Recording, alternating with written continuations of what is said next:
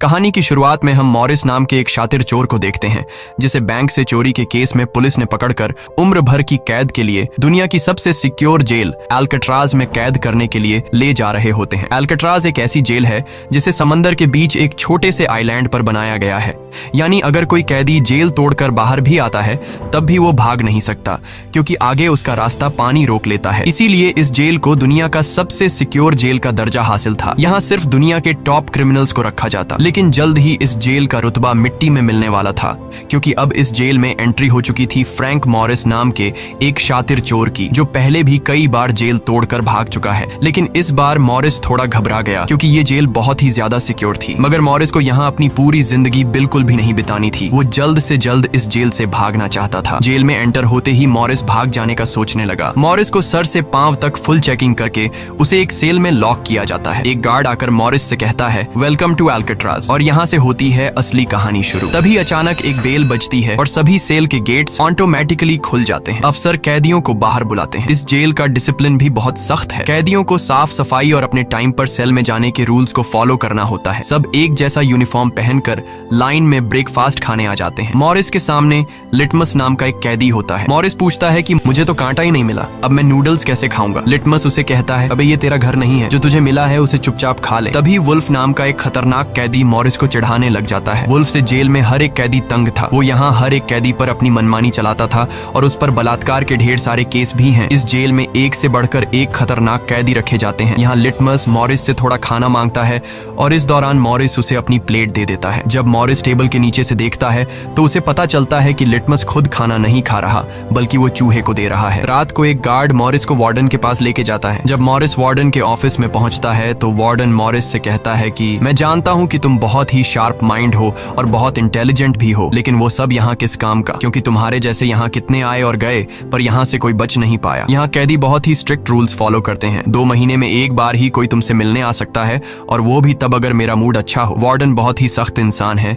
जो जरा सी गलती पर भी कैदियों को बहुत ही स्ट्रिक्ट पनिशमेंट देता है। वार्डन कहता है, यहाँ से भागने का सोचना भी मत, नहीं तो तुम्हारे टुकड़े टुकड़े कर दिए जाएंगे। जिस पर मॉरिस जवाब देता है, नहीं सर, आपके होते हुए यहाँ से कौन भागने का सोच सकता है। लेकिन असल में पहले दिन से ही मॉरिस के दिमाग में यहाँ से भागने की प्लानिंग शुरू हो चुकी थी। इस दौरान मॉरिस मौका देखते ही वार्डन का नेल कटर चुरा लेता है, जो वैसे तो बहुत ही छोटी सी चीज थी, पर मॉरिस को पता था कि एल्कट्राज जैसे जेल में इस छोटे से नेल कटर से भी बहुत बड़ा काम लिया जा सकता है। मॉरिस वापस सेल में आते ही इस नेल कटर को बाइबल में छुपा देता है। अगले दिन बाथरूम में वुल्फ फिर मॉरिस को परेशान करने लगता है, पर इस बार मॉरिस उसे छोड़ने वाला नहीं था। अब मॉरिस अपना असली रूप दिखाता है और उसे पकड़कर उसकी खूब धुलाई करता है। वुल्फ को पीटने के बाद अब मॉरिस का पूरे जेल में एक अलग रुतबा बन गया। हर कोई मॉरिस से डरने लगा। इसके बाद मॉरिस को लाइब्रेरी में काम दिया जाता है। वहाँ इंग्लिश नाम के एक आदमी से उसकी मुलाकात हो जाती है। वो इस जेल का सीनियर कैदी है। इंग्लिश को भी 2 आदमियों के कत्ल की वजह से उम्र भर की कैद सुनाई गई थी। उसने इस जेल में अपनी आधी जिंदगी गुजार दी थी। वो इस जेल के चप्पे चप्पे से वाकिफ है। उसे जेल की हर बात की खबर रहती है। उसे यह भी पता होता है कि आज सुबह मॉरिस और वुल्फ की लड़ाई हुई थी। वो मॉरिस को कुछ किताबें देता है जिन्हें मॉरिस को हर एक कैदी के सेल में पहुंचाना होता है। अगले सीन में खुले जगह को दिखाते हैं जहां कैदी कोई न कोई गेम खेल रहे होते हैं। तभी वो डॉक नाम का एक आर्टिस्ट से मिलता है जो खुद की पेंटिंग बना रहा होता है। डॉक एकदम सीधा साधा और डिसेंट इंसान है जो कई सालों से यहाँ सजा काट रहा है। उसे पेंटिंग करने का बहुत ही शौक था और अपना ज्यादातर वक्त वो पेंटिंग में ही लगाता। डॉक का कहना था कि एल्कट्राज जैसी जेल में कोई भी पागल हो सकता है, पर उसकी पेंटिंग की वजह से अब तक उसका दिमाग नॉर्मली चल रहा है। मॉरिस डॉक से पूछता है कि इस पेंटिंग में ये फूल क्यों बना के रखा हुआ है, तुम्हारी शर्ट में ऐसा तो कुछ नहीं। डॉक कहता है कि यह मेरी खुशी है जो सिर्फ पेंटिंग में है, मेरे मन में नहीं। उसके बाद मॉरिस जब अपने दाएं तरफ देखता है तो उसे ऊपर इंग्लिश दिखाई देता है। मॉरिस इंग्लिश की तरफ जाता है। जब मॉरिस उसके करीब जाता है तो उसके चेले मॉरिस को रोक देते हैं। तब इंग्लिश इशारा करता है कि अपना ही आदमी है, आने दो। मॉरिस उसके पास जाकर बैठ जाता है और तुरंत अपने दिल की बात छेड़ देता है। मॉरिस उससे कहता है कि यहाँ से बचने में आप मेरी मदद करेंगे। ये बात सुनकर इंग्लिश तो हंस पड़ता है। देखो बेटा, ये महज सिर्फ जेल नहीं है, ये हम सब की कब्र है। यहाँ से निकलना है तो पहले हमें मरना पड़ेगा, तब जाके हमारी डेड बॉडी यहाँ से कब्रिस्तान तक पहुँच पाएगी। चलो मान भी लो कि तुम इन बड़ी दीवारों पर चढ़ भी गए और उसके बाद खतरनाक फोर्सेस को क्रॉस भी कर लिया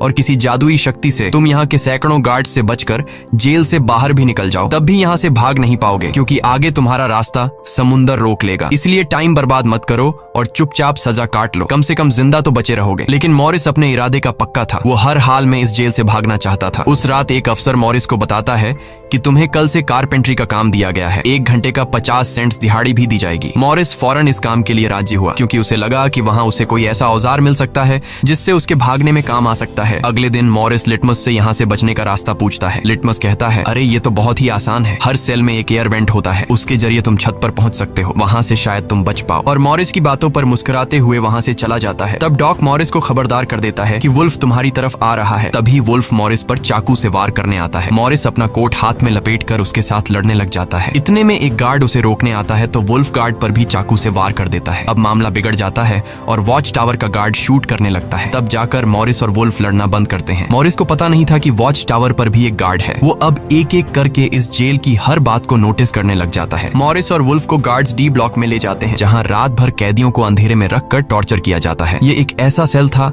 जहाँ कोई भी कैदी नहीं जाना चाहता था। जाने से पहले वुल्फ मॉरिस को धमकाता है कि बेटा, तेरी मौत तो मेरे हाथों होगी। उस रात मॉरिस को तरह तरह के टॉर्चर्स सहने पड़ जाते हैं, जिससे उसकी हालत काफी खराब हो जाती है। 2 हफ्ते तक इस अंधेरे वाले सेल में रहने के बाद उसे वापस उसके सेल में लेके आते हैं, जहां लिटमस अपने पालतू चूहे से मॉरिस को एक नोट भेजता है जिसमें लिखा होता है, वेलकम बैक मॉरिस। एक दिन चार्ली नाम का एक नया कैदी आता है जिसे मॉरिस के पास वाले सेल में रखा जाता है। मॉरिस और चार्ली में जल्दी दोस्ती हो जाती है। मॉरिस फिर उसे अपने दूसरे दोस्तों से भी मिलवाता है। उसी समय वार्डन बिना किसी को बताए हर एक कैदी के सेल को चेक करता है। जब वो डॉक के सेल में जाता है तो डॉक के सेल में उसके बनाए हुए कई पेंटिंग्स होते हैं। वार्डन हैरान रह जाता है कि दिन ब दिन उसकी पेंटिंग तो बढ़ती जा रही है। डॉक ने वार्डन की पेंटिंग भी बना के रखी होती है। उसे देखकर वार्डन मुस्कुराने लग जाता है, लेकिन पता नहीं क्यों अगले दिन वार्डन डॉक के सेल में बनाई गई सभी पेंटिंग्स को बाहर फेंकने का गार्ड्स को ऑर्डर देता है। वार्डन के इस फैसले ने डॉक को अंदर से पूरी तरह तोड़ दिया, क्योंकि डॉक सिर्फ अपनी पेंटिंग के ही सहारे जिंदा था। वह अपने हर एक बनाए हुए पेंटिंग से बहुत प्यार करता था,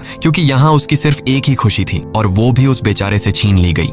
मॉरिस उसे समझाता है कि कोई बात नहीं, वो सिर्फ पेंटिंग ही तो थी, तुम और भी बना सकते हो। लेकिन डॉक इस सदमे से बाहर नहीं आ पा रहा था। अगले दिन उसे देखकर मॉरिस गार्ड से कहता है कि प्लीज डॉक पर नजर रखिए, वो बहुत ही परेशान दिख रहा है, कहीं वो खुद को नुकसान न पहुंचा ले। फिर गार्ड मॉरिस को कहता है, तुम अपने काम से काम रखो। डॉक को भी मॉरिस के साथ कारपेंटर का काम दिया जाता है। तभी डॉक छुपकर मॉरिस की जेब में कुछ रख देता है। उसके बाद वो एक गार्ड को बुलाता है और कारपेंटरी के लिए दी गई कुल्हाड़ी से अपनी 3 उंगलियां काट लेता है और कहता है कि जिन उंगलियों से मैं पेंट नहीं कर सकता उनकी मुझे जरूरत नहीं है। यह कहकर वो चिल्लाने लग जाता है। तब गार्ड उसे पकड़ कर ले जाते हैं। मॉरिस देखता है कि डॉक ने उसके कोट में वही फूल डाल दिया है जिससे उसने अपनी पेंटिंग बनाई थी। शायद वो मॉरिस को बताना चाहता है कि इन लोगों ने मेरी खुशी मुझसे छीन ली। मॉरिस डॉक की कटी हुई उंगलियां उठाकर एक डिब्बे में डालता है और गार्ड को देखकर कहता है कि जाओ अपने वार्डन को दे दो, वो इसे देखकर बहुत खुश होगा। अगले दिन मॉरिस अपने सेल में बैठा होता है। तभी वो देखता है कि एक कॉकरोच एयर वेंट के अंदर जा रहा है, जिससे उसे अंदाजा हो जाता है कि यहाँ से बाहर जाने का कोई रास्ता जरूर होगा। इतने में इंग्लिश आकर बताता है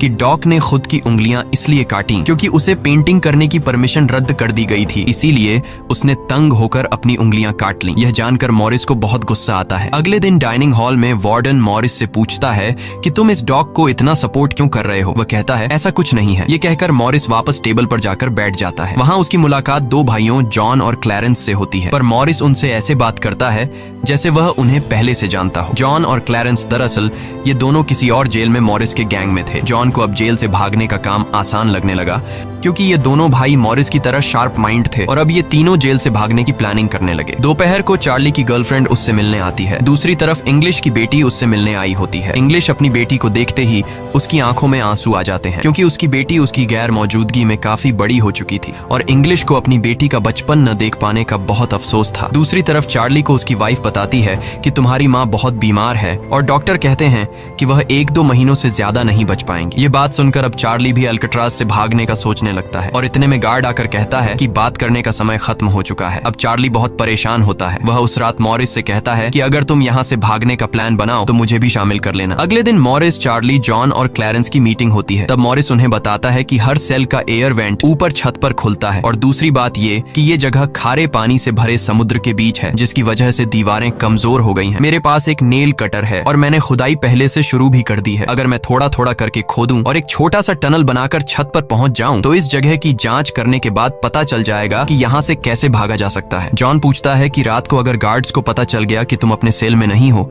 तो उन्हें शक नहीं होगा क्या? तभी क्लैरेंस बताता है कि इस मसले का हल मेरे पास है। वो कहता है कि यहाँ मेरे पहचान का एक बार्बर है जो कैदियों के बाल काटता है। वह हमें बाल सप्लाई कर सकता है और उसे यूज करके हम एक डमी हेड बनाकर उसे बेड पर लिटा देंगे, जिसके बाद अगर हम दीवार की सुरंग से निकलकर ऊपर छत पर भी होंगे तब गार्ड्स को शक नहीं होगा, क्योंकि हमारे सेल के बेड पर नकली सिर रखे होंगे। पर बात अभी भी वहीं अटकी हुई थी कि जेल से तो निकल जाएंगे, लेकिन समुद्र का पानी कैसे पार करेंगे? मॉरिस जॉन से कहता है, देखो इसमें मुझे तुम्हारी मदद की जरूरत पड़ेगी। तुम तो क्लोजिंग डिपार्टमेंट में काम करते हो, वहां तुम्हें उन पुलिस अफसरों के लिए बनाए गए रेनकोट्स मिल जाएंगे, तो तुम कुछ रेनकोट्स चुरा कर मुझे दे देना। हम उससे एक ट्यूब बोट और लाइफ जैकेट बनाकर समुद्र को पार कर सकते हैं। यहाँ चार्ली कहता है, भाई मुझे भी कोई काम दो, मैं भी तुम लोगों की मदद करना चाहता हूँ। मॉरिस चार्ली से कहता है कि जब मैं वेंटिलेशन की जाली खोदूं तो तुम पहरा देना ताकि कोई गार्ड हमें देख न ले, और जब तुम खोदोगे तब मैं पहरा दूंगा। मॉरिस का प्लान सभी को पसंद आता है और उसी रात में काम शुरू कर देते हैं, लेकिन दीवार खोदने के लिए नेल कटर बहुत छोटा था, जिसे चलाने में मॉरिस को बहुत जोर लगाना पड़ता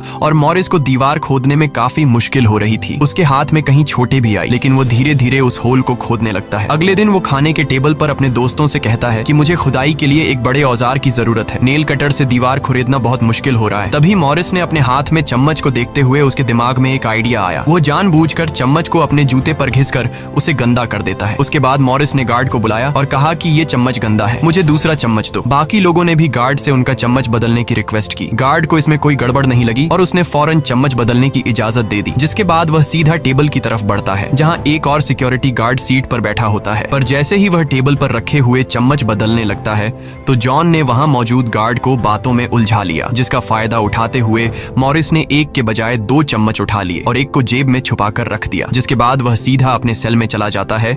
रात को इंग्लिश उसे बुक देने आता है तो मॉरिस पूछता है कि क्या यहाँ पर वेल्डिंग करने वाला कोई इक्विपमेंट मिलेगा? इंग्लिश समझ जाता है कि मॉरिस के सिर पर अब भी जेल से भाग निकलने का भूत सवार है। वह कहता है कि मैं तुम्हें पहले भी बता चुका हूँ कि तुम्हारी कोशिश बेकार हो जाएगी, क्योंकि तुम पकड़े जाओगे और शायद अपनी जान भी गंवा दोगे। इतने सालों में मुझे कभी भागने का ख्याल नहीं आया, क्योंकि मैं जानता हूँ ये इम्पॉसिबल है, लेकिन तुम जिद्दी हो तो मैं क्या कर सकता हूँ, करो कोशिश। लेकिन मॉरिस को उसकी वार्निंग का कोई फर्क नहीं पड़ता। वह अगले दिन लिटमस से माचिस मांगता है और कहता है कि अगर आप मेरी मदद करेंगे तो मैं आपके चूहे को अपने हिस्से का खाना हर रोज दूंगा। लिटमस खुश होकर ये डील मान जाता है, क्योंकि लिटमस को चूहा बहुत पसंद था। उसी रात लिटमस मॉरिस को अपने माचिस पास कराता है। मॉरिस नेल कटर के एक हैंडल को निकालता है, जिससे वह एक छोटा सा बेलचा बनाने जा रहा होता है। फिर वह चम्मच को तोड़कर नेल कटर की हैंडल से जोड़ लेता है। फिर माचिस चलाकर दोनों को अच्छी तरह से वेल्ड करके एक नुकीला औजार तैयार कर लेता है। बस फिर क्या था, वो वेंट के चारों ओर खुदाई शुरू करता है। चार्ली पहरा देता है। अगर कोई गार्ड उस तरफ आया तो वह तुरंत सीटी मारकर मॉरिस को सिग्नल देगा, पर पहरा देते देते चार्ली की आंख लग जाती है और तभी वहां पर एक गार्ड आता है। पर खुशकिस्मती से ऐन वक्त पर इंग्लिश ने बीच में आकर उस गार्ड का ध्यान भटकाया और दूसरी तरफ इंग्लिश की बातचीत सुनते हुए चार्ली की भी आंख खुल गई, लेकिन टेंशन में वह सीटी भी नहीं मार पाता। जिसके बाद वह कोई चीज गिरा देता है तो मॉरिस उसका इशारा समझकर वेंट को कवर करके बेड पर लेट जाता है। गार्ड पूछता है कि यहाँ कुछ जलने की स्मेल आ रही है। मॉरिस कहता है, सर आपके रहते मजाल है कि कोई स्मोक करेगा, मुझे तो कोई बू नहीं आ रही है। उस गार्ड को भी ठंडक पहुंचती कि चलो कोई तो मेरी कदर करता है। उसके जाते ही मॉरिस वेंट के चारों ओर कंक्रीट निकाल देता है, लेकिन वो देखता है कि वेंटिलेशन जाली के साथ पेच भी घुसे गए हैं, जिसे काटने के लिए कोई शार्प औजार लगेगा। इस दौरान मॉरिस को जब भी बाहर जाने का मौका मिलता तब वह ग्रिल से निकली हुई सीमेंट को चुपचाप बाहर गिरा देता। अगले दिन कारपेंटर का काम करते हुए वह एक मेटल उठा लेता है जो चाकू की तरह शार्प है, लेकिन चार्ली उसे कहता है कि मेटल डिटेक्टर से बचकर तुम्हें इसे बाहर कैसे लेके जाओगे। मॉरिस बहुत ही कॉन्फिडेंस से कहता है कि वो सब मैं देख लूंगा। जब मॉरिस बाहर जाता है तो दरवाजे पर मेटल डिटेक्टर बजने लगता है। दरअसल मॉरिस मेटल को हाथ में उठा लाया था। गार्ड पूछता है कि ये क्यों लेके जा रहे हो? मॉरिस कहता है, सर वो मैंने सोचा कि कपड़े टांगने के लिए इसे यूज करूंगा। गार्ड कहता है, ज्यादा होशियार मत बनो और वो मुझे दे दो। ये कहकर गार्ड वो मेटल उससे ले लेता है और मॉरिस को पूरी तरह चेक करके जाने देता है, लेकिन अपना हीरो तो हीरो है। दरअसल उसने 2 मेटल चुराए थे, एक हाथ में लाया था और दूसरा शूज में छुपा के रखा हुआ था। उस शार्प मेटल से वह ग्रिल को काट लेता है। अब बारी आती है गार्ड्स को चकमा देने के लिए नकली सिर बनाने का, जिसके लिए ये चारों अपनी जिम्मेदारी का काम करते हैं। चार्ली गार्ड से थोड़ा पेंट मंगवाता है। वो गार्ड से कहता है कि मुझे आर्ट बनाने का शौक है। गार्ड भी इनकार नहीं करता और पेंट उसको ला कर दे देता है। मॉरिस उस होल से निकाले गए कंक्रीट को पीसकर एक पाउडर बनाता है। जॉन नाई की दुकान से बाल इकट्ठा करके लाता है और क्लैरेंस लाइब्रेरी से पुरानी किताबें इकट्ठा कर लेता है। सारा सामान इकट्ठा होने के बाद मॉरिस पानी और पुराने मैगजीन का इस्तेमाल करके एक डमी सिर बनाने लगता है, जिसके ऊपर पेंट और नकली बाल लगाकर बिल्कुल रियल दिखने वाला एक नकली सिर तैयार कर लेता है। साथ ही साथ मॉरिस ने अपने प्लान को और मजबूत करने के लिए नकली कार्डबोर्ड बनाए जिससे कोई शक नहीं कर पाएगा कि सामने की दीवार में किसी ने सुरंग बनाई है। एक रात मॉरिस ने अकेले ही ऊपर जाने का फैसला किया, जिसके लिए उसने अपनी बनाई गई नकली खोपड़ी को बेड पर रखा और उसे गर्दन तक कंबल से ढक लिया। जिसके बाद वह नकली कार्डबोर्ड लेकर सुरंग से बाहर निकल आता है। वहां मॉरिस पाइप्स को पकड़कर धीरे धीरे ऊपर छत पर चढ़ जाता है। दूसरी तरफ चार्ली बाहर पहरा दे रहा होता है। छत पर पहुंचने के बाद मॉरिस देखता है कि वहां ऊपर एक लोहे का ग्रिल है जिस तक वह कूद कर भी नहीं पहुंच पाता। इसी बीच एक गार्ड आता है और चार्ली से पूछता है कि इतनी देर रात तक तुम पेंट क्यों कर रहे हो और तुम्हारा दोस्त मॉरिस आज इतनी जल्दी क्यों सो गया। चार्ली कहता है कि जी सर, आज मॉरिस कारपेंट्री का काम करते हुए थक गया था, इसलिए वह जल्दी सो गया। तभी अचानक गार्ड के हाथ से उसकी लाठी नीचे गिर जाती है। उसे उठाते हुए वो देखता है कि मॉरिस के बाल बहुत अजीब दिख रहे हैं। अब चार्ली डर के मारे कांपने लगता है कि आज तो काम से गए। गार्ड मॉरिस के सेल के अंदर हाथ घुसाकर उसके बाल टच करता है तो मॉरिस पूछता है, क्या हुआ सर, मेरे बाल इतने खूबसूरत हैं क्या। लकीली एन वक्त पर मॉरिस नीचे आकर वहां लेट गया था। अगले दिन मॉरिस अपने साथियों को बताता है कि छत पर एक रास्ता है लेकिन उसे एक ग्रिल से बांध के रखा हुआ है और वह ग्रिल बहुत ऊंचाई पर है। मुझे एक और साथी की मदद चाहिए। तब जॉन कहता है कि मैंने अपना वेंट पूरी तरह खोद दिया है, आज रात मैं भी वहां पहुंच जाऊंगा, दोनों मिलकर ग्रिल को खोलेंगे। उसी रात मॉरिस और जॉन अपने वेंट्स के जरिए छत पर पहुंच जाते हैं। जॉन मॉरिस को उठाता है और मॉरिस ग्रिल को पकड़ लेता है। जॉन देखता है कि यह लोहे का ग्रिल बहुत ही मजबूत है और उसे पूरी तरह से वेल्ड किया गया है। उसे निकालने का एक ही रास्ता है और वह है इसे ड्रिल मशीन से काटना। अगले दिन म्यूजिक क्लास में सभी अपनी अपनी मर्जी का इंस्ट्रूमेंट बजा रहे होते हैं। तभी मॉरिस की नजर वहां रखे एक छोटे से पंखे पर पड़ती है, जिसे देखकर मॉरिस को लगता है कि वह इस पर काम करके एक ड्रिल मशीन बना सकता है, जिसके लिए वह चार्ली से कहता है कि तुम किसी तरह करके इस पंखे को यहाँ से छुपा लो। चार्ली बड़ी आसानी से इस छोटे से पंखे को अपने इंस्ट्रूमेंट बॉक्स में छुपाकर रख देता है। जब चार्ली बाहर आता है तो गार्ड्स उसके इंस्ट्रूमेंट बॉक्स को चेक भी करते हैं, लेकिन उन्हें पंखा नहीं नजर आता और चार्ली को जाने दिया जाता है। वह पंखा जैसे ही मॉरिस के हाथ लगता है तो मॉरिस उस पर काम करना शुरू कर देता है और कई घंटों बाद मॉरिस उस पंखे से एक ड्रिल मशीन तैयार कर लेता है। उस रात मॉरिस और चार्ली छत पर चढ़कर उस लोहे की रोड को ड्रिल मशीन से काटने लग जाते हैं। ड्रिल मशीन की आवाज काफी तेज थी, जो कि ड्रिल की आवाज को सुनकर गार्ड्स ऊपर आने लगते हैं, लेकिन तब तक मॉरिस ग्रिल का एक रोड काट देता है और ड्रिलिंग की आवाज बंद हो जाती है। ड्रिल की आवाज बंद होने के बाद गार्ड उसे नजरअंदाज करके वापस चला जाता है। अब इन चारों ने भागने के लिए अपने सभी रास्ते खोल दिए थे, जिसके बाद वह मंगलवार की रात को दुनिया की सबसे सिक्योर जेल एल्केट्राज से भागने वाले थे, जिससे आज तक कोई भी नहीं भाग पाया था। अगले दिन फिर उनकी मीटिंग होती है और वह भी मूवी हॉल में, जहां सब मूवी देख रहे होते हैं। मूवी की आवाज के बीच मॉरिस जॉन और क्लैरेंस से पूछता है कि क्या तुम्हारा वेंट तैयार हुआ है और उन रेनकोट्स का क्या हुआ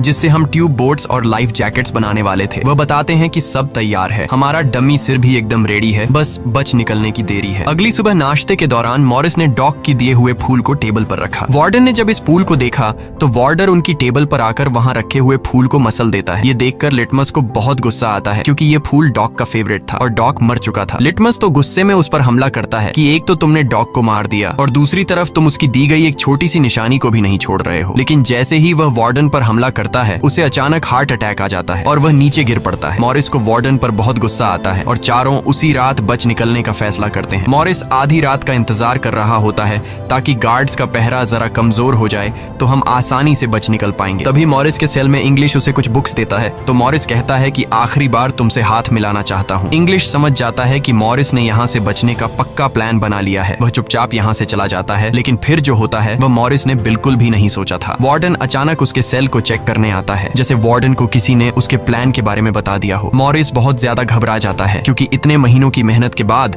उसकी मेहनत पर पानी फिरने वाला था। वार्डन ने मॉरिस के सेल के हर एक कोने को चेक करने का हुक्म दिया। गार्ड मॉरिस के सेल की हर एक चीज को चेक करता है, लेकिन मॉरिस कोई आम कैदी नहीं था कि उसने कोई छोटा मोटा प्लान बनाया था, बल्कि उसने एकदम साफ और परफेक्ट प्लान बनाया था, जिसे वार्डन तो क्या बल्कि वार्डन का दादा भी नहीं पकड़ सकता था। यहाँ तक कि गार्ड ने जब खास उस जगह से सूटकेस हटाया जहां मॉरिस ने सुरंग करके भागने का रास्ता बनाया था, तो वहां भी मॉरिस नहीं पकड़ा गया क्योंकि उसने पहले से ही एक नकली कार्डबोर्ड बनाकर दीवार में बिल्कुल बारीकी से फिट कर लिया था। जब वहां कुछ नहीं मिलता तो वार्डन और गार्ड चले जाते हैं, लेकिन गार्ड बताता है कि मॉरिस और चार्ली रात भर बातें करते रहते हैं, मुझे तो दाल में कुछ काला लग रहा है। वार्डन कहता है ठीक है, कल तुम मॉरिस का सेल चेंज कर दो जिससे वो दोनों न साथ रहेंगे और न ही बात कर पाएंगे। अगले दिन ब्रेकफास्ट के टाइम पर वुल्फ मॉरिस को फिर धमकाता है और मॉरिस से कहता है कि आज रात तुम्हारी आखिरी रात होगी। मॉरिस अपने साथियों से कहता है कि यह गधा ठीक कह रहा है, आज रात यहाँ मेरी आखिरी रात ही होगी। लेकिन दोपहर को ही वुल्फ मॉरिस पर चाकू से वार करने जाता है। तभी इंग्लिश बीच में आकर वुल्फ को पकड़ लेता है। दरअसल इंग्लिश भी मॉरिस की मदद करना चाहता है, वह कामयाब हो या ना हो, लेकिन इंग्लिश मॉरिस के काम में मदद करना चाहता है। उस रात मॉरिस, जॉन, क्लैरेंस और चार्ली ने अपने अपने वेंट के रास्ते से निकलकर ऊपर छत पर मिलने का फैसला किया। यहाँ तो चार्ली अपने साथियों के साथ भागने के लिए राजी हो जाता है, लेकिन फिर जैसे ही वह सेल में पहुंचता है तो उसे घबराहट होने लगती है। सेल में अकेला बैठकर उसने प्लान में शामिल ना होने का फैसला किया और उसके बाकी 3 साथी अपने अपने वेंट के रास्ते से निकलकर ऊपर छत तक पहुंच जाते हैं। वह तीनों काफी देर तक चार्ली का इंतजार करते हैं, लेकिन काफी टाइम गुजरने के बाद जब उन्हें लगता है कि चार्ली नहीं आएगा तो वह चार्ली को छोड़कर निकलने का फैसला कर लेते हैं। वह तीनों अपने प्लान के मुताबिक आगे बढ़ने लगे, लेकिन इधर चार्ली की आंखों के सामने उसकी आजादी का सपना दूर होता जा रहा था। वह तीनों धीरे धीरे सर्चलाइट से छुपकर भागने लगे। इस तरह से वह छुप छुप कर बिल्डिंग के एंड पर पहुंच जाते हैं। तभी सेल में बैठे चार्ली के दिल में जोश आता है और वह भी भागने का इरादा कर लेता है। वह अपने वेंट के रास्ते से निकलकर ऊपर छत तक पहुंच जाता है, लेकिन अब बहुत देर हो चुकी थी क्योंकि वह अकेला वहां ऊपर के उस दरवाजे तक नहीं पहुंच पा रहा था। यानी उसने अपनी आजादी का मौका डर की वजह से गंवा दिया। दूसरी तरफ वह तीनों छत पर पाइप से लटक कर नीचे जमीन पर आ जाते हैं और टावर में बैठे सिक्योरिटी गार्ड की नजरों से बचते हुए जेल की आखिरी दीवार तक पहुंच जाते हैं। और फिर वह तीनों बारी बारी उस फेंस की दीवार पर चढ़कर जेल से बाहर निकल आते हैं। अब वह तीनों तेजी से दौड़ते हुए समंदर के किनारे आ गए। फिर वह तीनों रेनकोट को निकालकर उसमें मुंह के जरिए हवा भरने लग जाते हैं। मुंह से भरने में उन्हें काफी टाइम लग रहा था, लेकिन इसके अलावा उनके पास कोई दूसरा रास्ता नहीं था। इसीलिए वह तीनों अपनी पूरी जान लगाकर जैसे तैसे करके रेनकोट से बनी ट्यूब बोट को आखिरकार फुला देते हैं और बोट को पानी में डाल देते हैं। इस तरह से यह तीनों अल्काट्राज के रुतबे को मट्टी में मिलाते हुए भाग जाते हैं। अगली सुबह एक गार्ड हर सेल को चेक कर रहा होता है। शुरुआत में गार्ड को सब कुछ नॉर्मल दिखाई देता है, लेकिन जब वो चार्ली के पास पहुंचते हैं तो चार्ली अपने सेल में भूत की तरह खड़ा होता है और दिल ही दिल में खुद को ताने दे रहा होता है कि काश कल रात को थोड़ा सा हिम्मत जुटा लेता तो शायद बाकी लोगों के साथ बच निकल जाता। गार्ड पूछता है कि तुम्हारा दोस्त यह इतनी देर तक क्यों सो रहा है। यह कहकर वो मॉरिस के सेल में जाकर उसे आवाज देता है, लेकिन मॉरिस की तरफ से कोई जवाब नहीं मिलता तो गार्ड को गुस्सा आता है और वो सेल खोलकर उसे बालों से पकड़कर उठाने की कोशिश करता है। लेकिन जब गार्ड उसे जोर से ऊपर की तरफ खींचता है तो सिर नीचे गिर जाता है। यह देखकर गार्ड के पैरों तले जमीन ही खिसक गई, क्योंकि मॉरिस अब सेल में नहीं बल्कि बाहरी दुनिया के मजे ले रहा है। बेड पर तो उसने अपना डमी हेड छोड़ दिया था, जिसके बाद पूरे अल्काट्राज में सायरन बजने लग जाते हैं। पूरे जेल में यह बात फैल गई कि जेल से कुछ कैदी भाग चुके हैं, जिसके बाद वार्डन जेल के चप्पे चप्पे में उन तीनों को ढूंढने लगता है। जब वो तीनों जेल के अंदर नहीं मिलते तो वार्डन समुद्र में एक सर्च ऑपरेशन चलाता है। वार्डन को यकीन नहीं होता कि वो तीनों बच निकल गए। उसे लगता है कि जरूर तीनों पानी में मरे होंगे, पर अंदर ही अंदर वार्डन जानता था कि वो तीनों बहुत ही स्ट्रांग थे। उन तीनों ने समुद्र के पानी को पार करके अब आजादी का सांस ले रहे होंगे। वार्डन से हेडक्वार्टर के अफसर सवाल पे सवाल उठा रहे होते हैं, तुम क्या सो रहे थे जब वो तीनों बच निकले। वार्डन बहुत ही टेंशन में होता है, लेकिन तभी वहां पर वार्डन को डॉग का वही फेवरेट फूल मिलता है। इसका मतलब ये था कि मॉरिस वार्डन से डॉग का बदला भी लेना चाहता था। तब सर्च टीम का हेड आकर बताता है कि सर, हर तरफ सर्च हो चुका है, लेकिन उनकी बॉडीज नहीं मिली। अब वार्डन अपनी नौकरी और खुद की इमेज बचाने के लिए उसे कहता है कि जैसा मैं कहता हूँ वैसे रिपोर्ट लिखो कि उन तीनों ने बचने की कोशिश की, लेकिन वो तीनों पानी में डूबकर मर गए। लेकिन वॉल्टन की इस बात पर किसी को भी भरोसा नहीं हुआ, जिसके बाद मॉरिस अल्काट्राज जेल तोड़ने से पूरी दुनिया में जीनियस के नाम से मशहूर हुआ। इस घटना के 1 साल के बाद अल्काट्राज जेल को बंद कर दिया गया, क्योंकि अब इसकी कोई गारंटी नहीं थी कि यहाँ से कोई बच नहीं सकता। इस तरह से सच्ची कहानी पर बनाई गई ये फिल्म खत्म हो जाती है। अगर वीडियो आपको अच्छी लगी हो तो हमारे चैनल को सब्सक्राइब और वीडियो को लाइक जरूर कीजिएगा।